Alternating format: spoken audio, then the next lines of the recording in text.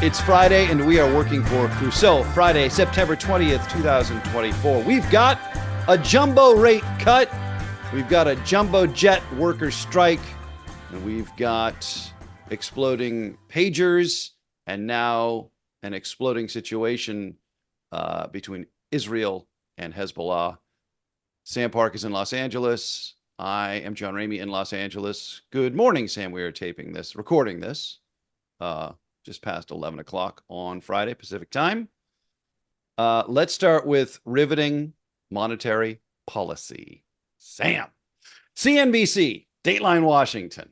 The Federal Reserve on Wednesday enacted its first interest rate cut since the early days of the COVID pandemic, slicing half a percentage point off benchmark rates in an effort to head off a slowdown in the labor market. Outside of the emergency rate reductions during COVID, the last time the Federal Open Market Committee, the hip kids call it the FOMC, cut by half a point was in 2008 during the global financial crisis. So a jumbo cut is what they're calling it, Sam. Yes, and it just goes to show you that the folly of making predictions, because here on our show and many other people on other shows had predicted that it would be a quarter point rate cut. But just goes to show you, the chairman of the Federal Reserve and the rest of the FOMC decided to go for the half-point cut. And as you say, this is the first time that they've made that big a cut since that is outside of a sort of emergency situation. The last time there was this big a cut was during COVID, and the previous time before that was during the financial crisis. But somehow, the idea that they would make this big a cut this week doesn't seem to denote any sort of crisis happening in the economy. I think that's what are we missing? Are we missing? And is there? Apparently not, though. I mean, the financial markets have generally reacted very positively to this. It was widely expected that there would be a cut. And in fact, Chairman Powell himself in lovely Jackson Hole, Wyoming last month basically came out and said that they were going to start cutting interest rates. The size of the cut is surprising, but it was what everybody expected. And I think a lot of people were very happy about the larger size of the cut than what was anticipated. And as you mentioned, the Fed, in pursuing its dual mandate of price stability and full employment, has sort of shifted from the former to the latter in terms of its emphasis. They're seemingly finished fighting inflation by raising interest rates, and so now they're moving towards guaranteeing full employment. And let's face it, as we've reported, the job numbers in recent months have started to fall. That is, the rate of job increase has started to fall. The economy is still cooling. The labor market is cooling. Yeah, as they say, yeah, the economy is still adding jobs, but very slowly, and certainly much more slowly than had been the case throughout last year and the early part of this year as well. Okay, ABC News reporting that they spoke to experts that predicted the Fed is all but certain to deliver at least one more interest rate cut this year. But experts voiced caution about the forecast for rate cuts next year, saying the path would depend on economic performance, which is, and get this, Sam, difficult to anticipate.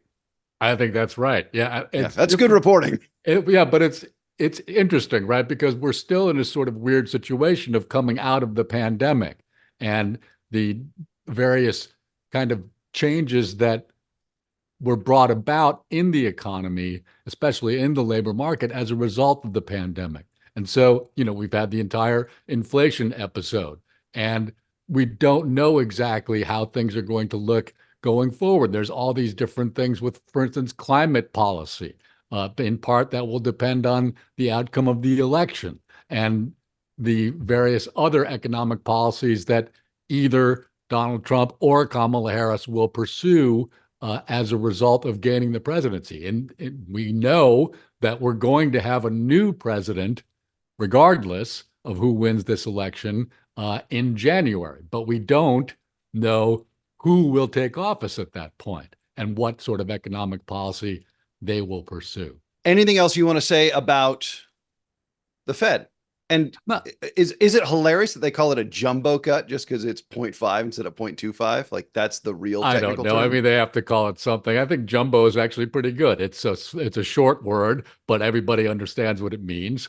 And I have to hand it to whoever came up with that term for going the extra mile to come up with a easily understandable term. One thing I would say is that it's disappointing, but there will not, Chairman Powell and the rest of the FOMC will not be riding a float down Fifth Avenue as ticker tape falls all around them to celebrate victory in the war over inflation. And I think that's just sort of a shame. They've certainly gotten a lot of criticism over the past year or so, and some of it was deserved. But on the whole, I think that everybody sort of believes that they've done a creditable job. And so good for them. Let's move to the Middle East. This is BBC reporting. Hezbollah's leader has said bomb attacks using thousands of the Lebanese armed group's pagers and radios, quote, crossed all red lines. And he accused Israel of what he said represented a declaration of war in a much anticipated speech. Hassan Nasrallah, who we talk about often here on Working for Crusoe, acknowledged Hezbollah had suffered an unprecedented blow. That's a quote. But he vowed it would continue fighting and inflict a, quote, just punishment.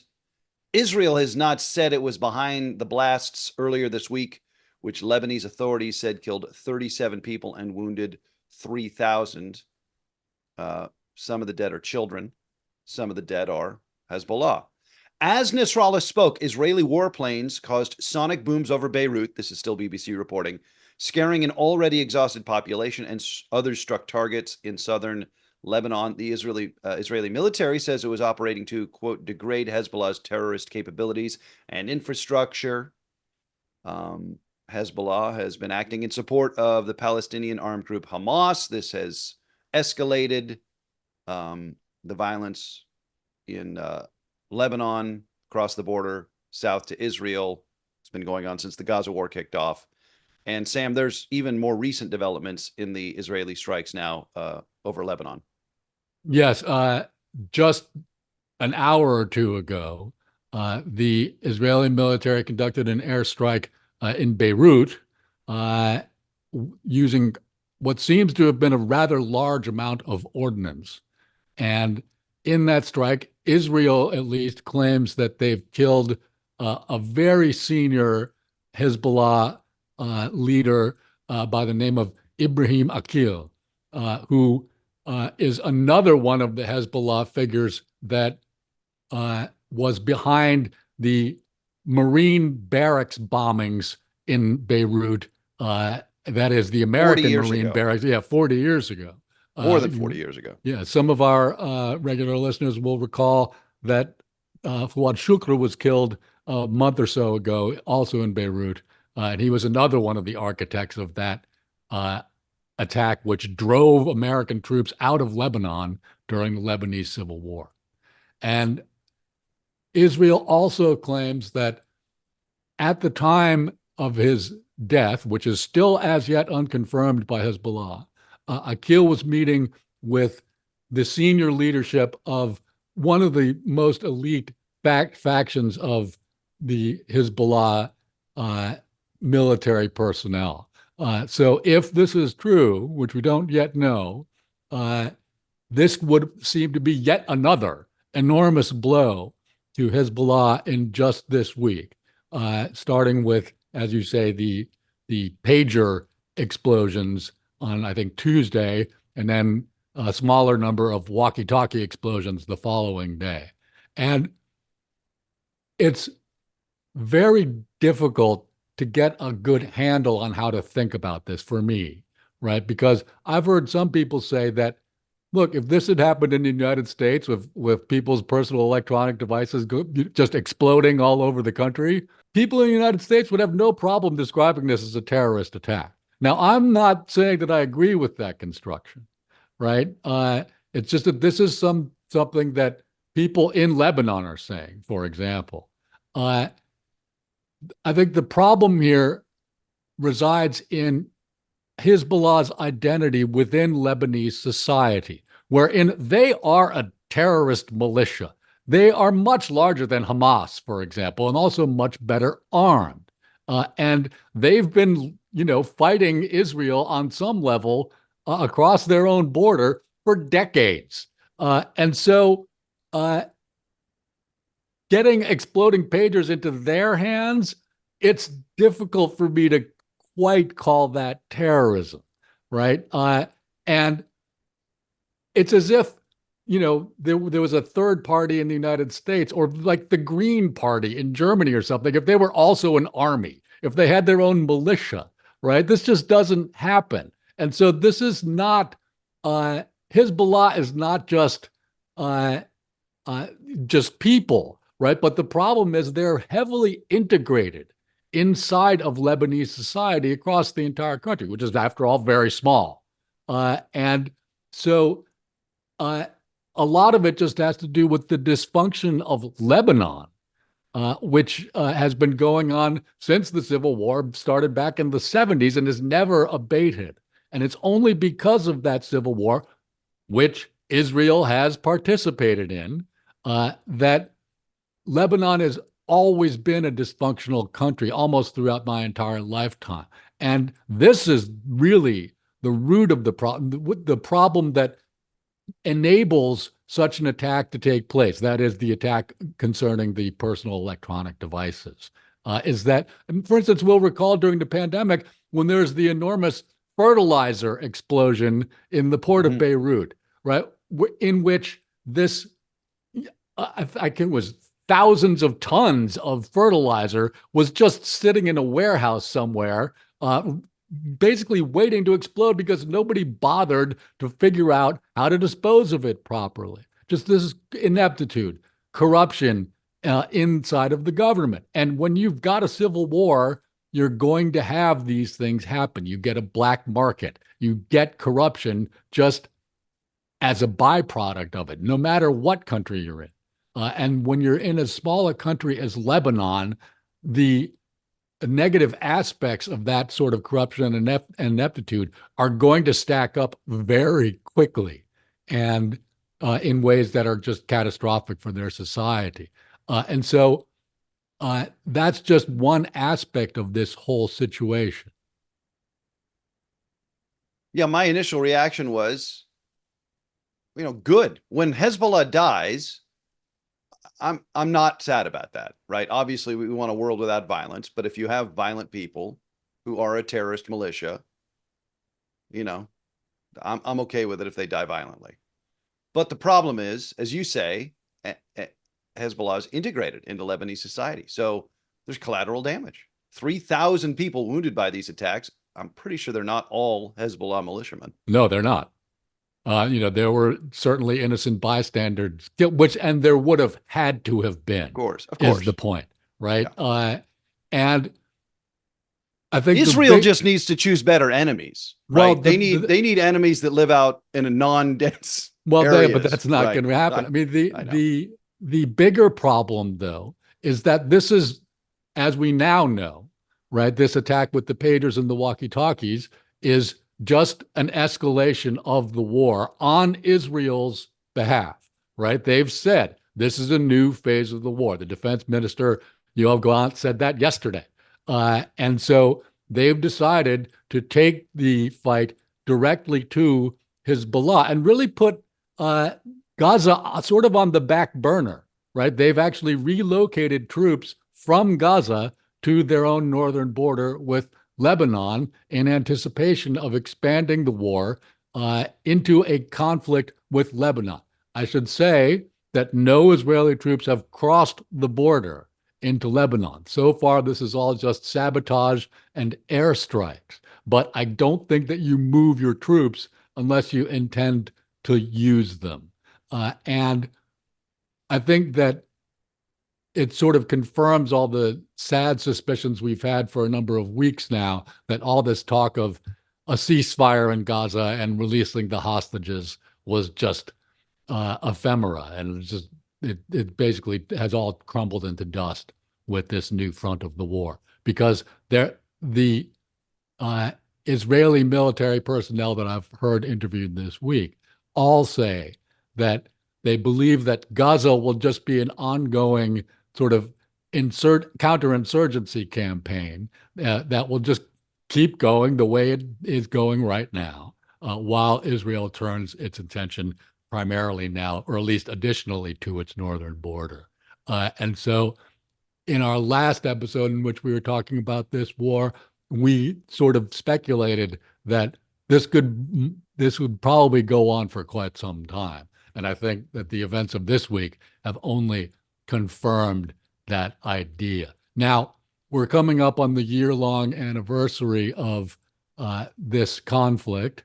And so in 2 or 3 weeks, we'll have an entire episode devoted to this. We don't need to discuss it in much more detail today than we have thus far. But it's very disturbing, right? The expansion of the war now, which again, we don't know exactly how it's going to play out, but the possibilities for calamity have just increased considerably this week from the already high level that they were at in previous weeks.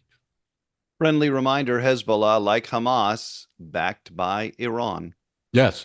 And in a way, this is a direct challenge to Iran, right?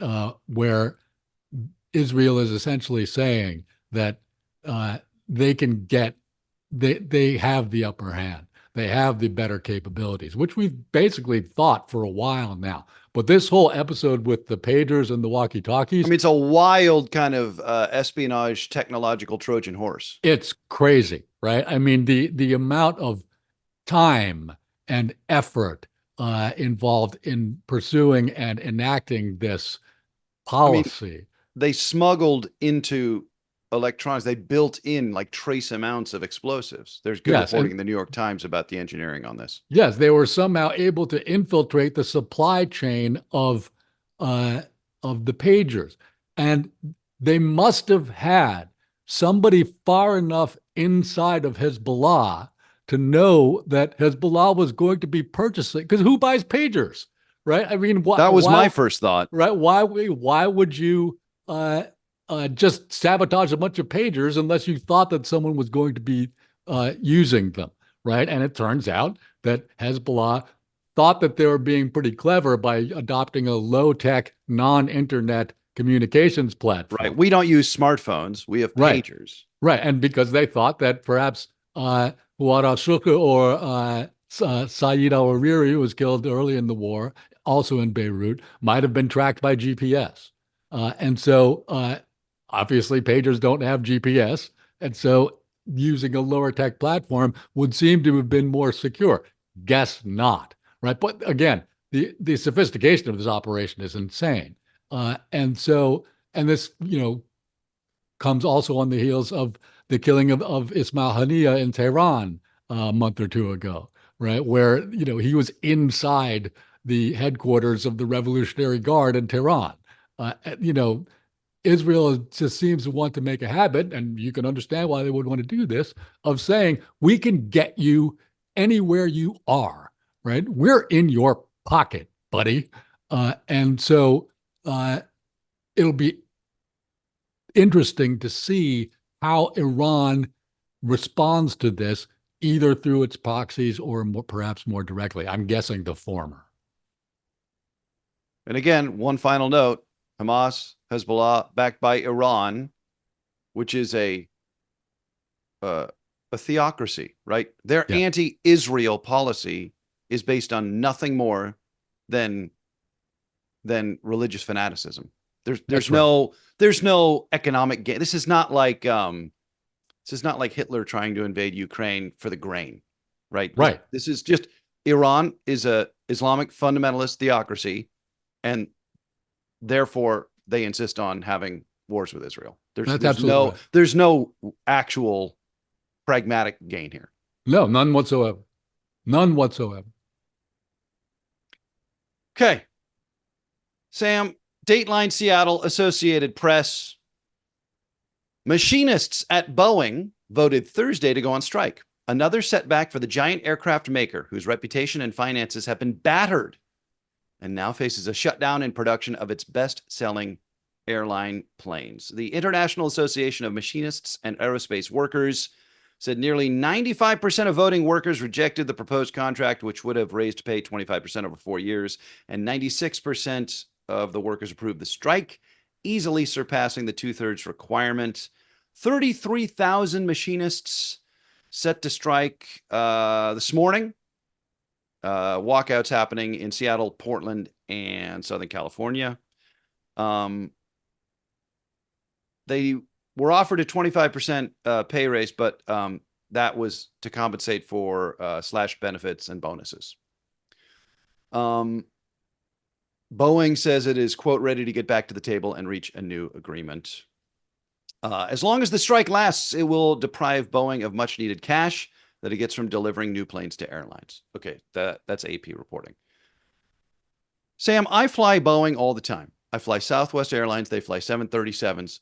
Boeing, and I wore this jacket, a Levi's jacket, for this story. Boeing is a great American company. The 20th and 21st centuries and the modern world is unimaginable without Boeing, like Apple, right? Airline travel, jet airline travel has shrunk the world, right? Boeing is, like, I feel a patriotic pain when I read about how Boeing has shot itself in the foot with dumb management and these safety concerns. And frankly, they're kind of a series of own goals. And this seems to be just the latest, as AP characterized it, in kind of a sad chapter. Okay. And I struggle to get beyond that paradigm because I'm like, this is Boeing. All right, like, well, then what are we doing here? Let me help you out here, John. Please. All right. Yeah. Because if, as you say, they're shooting themselves in the foot and it's a series of own goals, then how great an American company are they, John? Well, this is what troubles me because they used to be, and I don't want to start talking about Make America Great Again, but I'm like, Boeing, you got to get it together. Okay, fine. But there's a lot of history involved here. For example, you talk about 737s, right? For commercial airliners of that size, how many competitors in the world does Boeing have, John? One, Airbus. One. Okay. Now they're European. They also make a nice airplane. That's right. But when I was a kid, there were at least two more in this country. But Boeing bought McDonnell Douglas. Yes. And the Lockheed company, Lockheed TriStar, decided not to stop producing commercial airliners.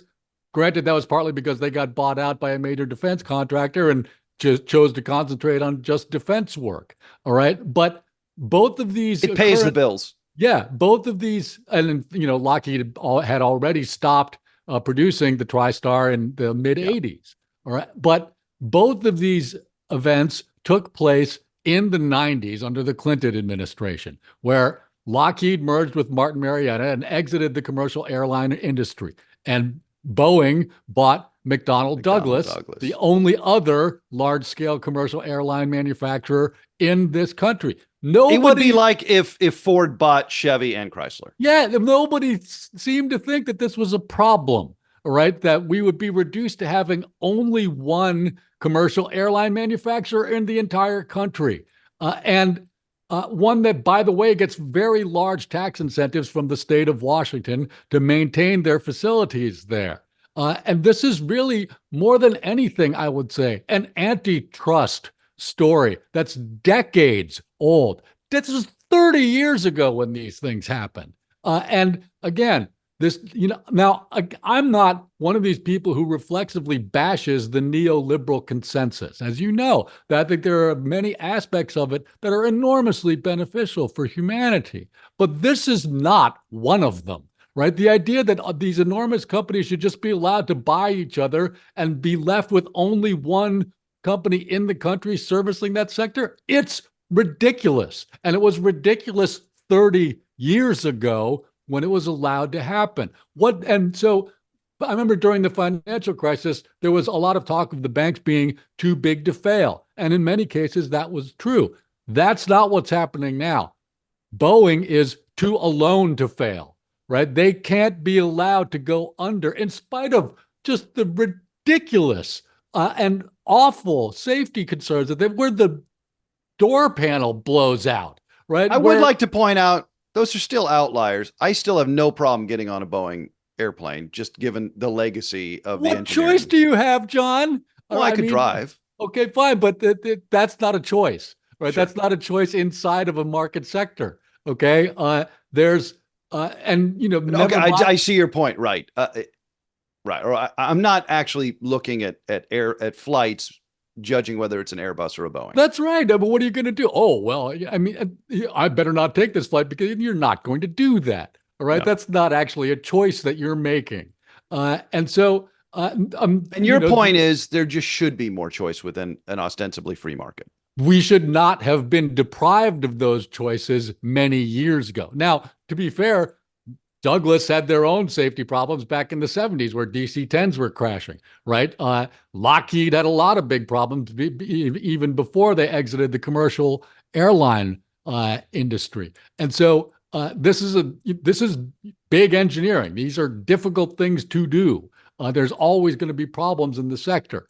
But, you know, we had the whole episode a few years ago where the 737 Maxes were just crashing, right? That was a training issue. That's a training issue, Sam. Yeah. Okay, fine. That doesn't help the people who died. And so, meanwhile, we've got that was at least in part. That was astronauts who can't come home from space, John, because Boeing engineering is not up to snuff. I know. That's right. It's bad.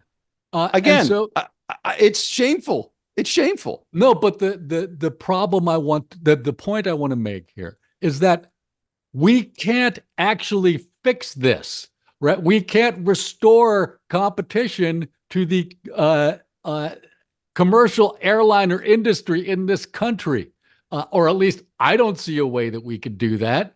And so it's not just that we made a policy error, but we made a policy error that we found that we're almost certainly not going to be able to correct. And that's not the only time that the United States has done that. Wow. So anyway, the 33,000 machinists are on strike. Boeing says they want to get back to the table. And yeah. It's going to stop airliner production. So Boeing's going to be like cash strapped until this gets fixed. Yeah, it's going to be I mean, the thing is, they're almost certainly at some point going to need federal assistance. And that only makes this worse. Now, maybe they won't. Maybe I'm wrong about that. But things are not going to be going well for Boeing for some time to come. We can't have Airbus leading the sector. As an American at Boeing. You're a little late, John. Sorry. I know. Again, the Airbus is a fine plane. Also, I'm an aviation enthusiast. Airbus is fly-by-wire. Maybe you should work for Boeing because they don't seem to be. I think Boeing's fly-by-wire now too. But anyway, that's it for this week. That was a good episode. I thought so. Yeah. Next week, we'll be doing our very special and eagerly anticipated, previewed episode on immigration. So folks will want to be sure to tune in for that. All right. He's Sam. I'm John. Have a great weekend, everybody. Thanks, folks.